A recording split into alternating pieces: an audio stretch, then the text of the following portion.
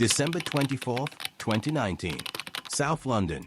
Families across the city wind down for the night, unaware that one neighborhood is about to become the epicenter of an international gangland assassination.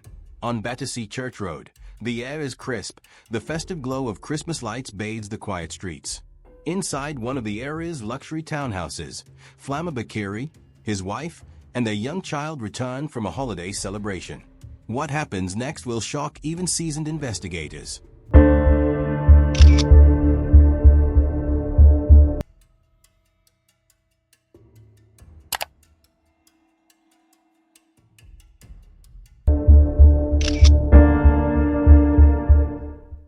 To the public, Flama Bakiri was a successful music executive.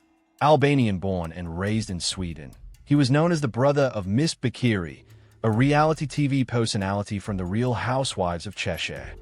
From the outside, his life appeared charmed. Luxury vehicles, a £1.7 million townhouse in Battersea, and a seemingly happy family.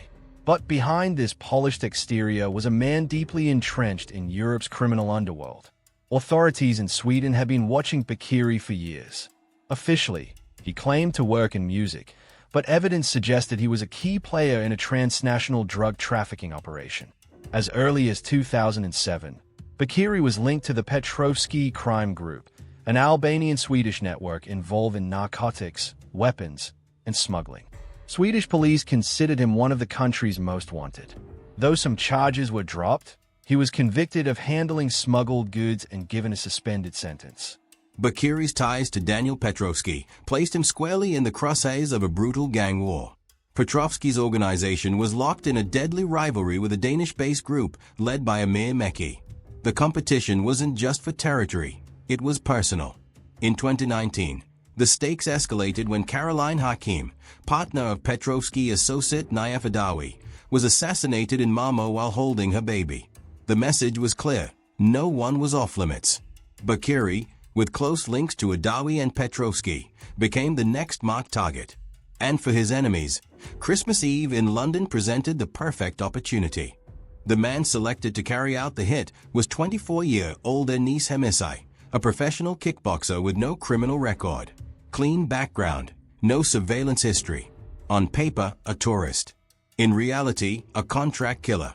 Flying into London on December 20th, 2019, Hemisai came prepared.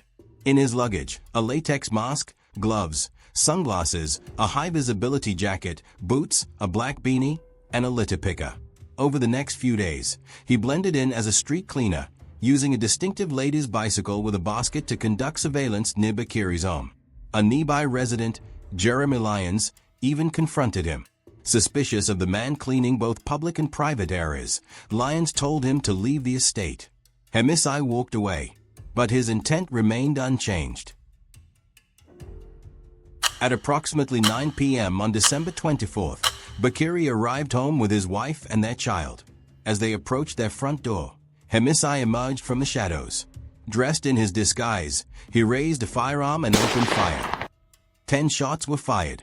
8 struck Bakiri from behind. His wife screamed, shielding their child as Bakiri collapsed on the pavement. Within seconds, the hitman was gone, fleeing on a bicycle stashed nearby. His path took him along the Thames, to a flat at Oyster Wharf. Within hours, Hemisai had stripped his disguise and boarded a flight to Copenhagen. He used his real name, and despite the chaos he left behind, was out of the UK before dawn. Days later, he vacationed in Thailand. But one mistake unraveled it all. Inside the flat at Oyster Wharf, rented by Esteban Pina Munizaga, investigators found a trove of forensic evidence, gunshot residue on the bicycle, DNA on food packaging, the disguise, and a torn boarding pass bearing part of Hemisai's name. Scotland Yard launched one of its most complex homicide investigations. London's vast CCTV network provided a detailed map of the killer's movements. Surveillance footage showed Hemisai patrolling the area in full disguise days before the murder. Forensic teams meticulously matched evidence from the crime scene to the flat. Mobile data analysis confirmed Hemisai's activity inside the flat and his silence while outside. The final piece, collaboration with Swedish and Danish authorities, confirmed his travel records and timeline. But Hemisai didn't act alone. The flat was arranged by Pino Munizaga, who was later convicted of manslaughter. Londoners Clifford Rolox and Claude Isaac were hired to clean the flat and assist with logistics. Tobias Anderson and Boa Kara allegedly coordinated operations from Sweden, though they were later acquitted. Together, they orchestrated an international hit, planned in Sweden, executed in London. In early 2022, Anis Hemisai stood trial at Southwark Crown Court. The prosecution presented a mountain of evidence: CCTV, DNA, gunshot residue, digital footprints, eyewitness accounts. The jury found him guilty of murder and possession of a firearm. He was sentenced to life imprisonment with a minimum term of 35 years. Pino Munizaga received 15 years. Rolox and Isaac were each sentenced to 3 years for perverting the course of justice. The murder of Flama Bakiri wasn't just a tragedy, it was a message. A message from a criminal underworld that recognizes no borders. It exposed the reach of gangland Europe and the silent wars waged beneath the surface of everyday life. Even on Christmas Eve, even on a quiet London street, violence can strike like a precision-engineered machine.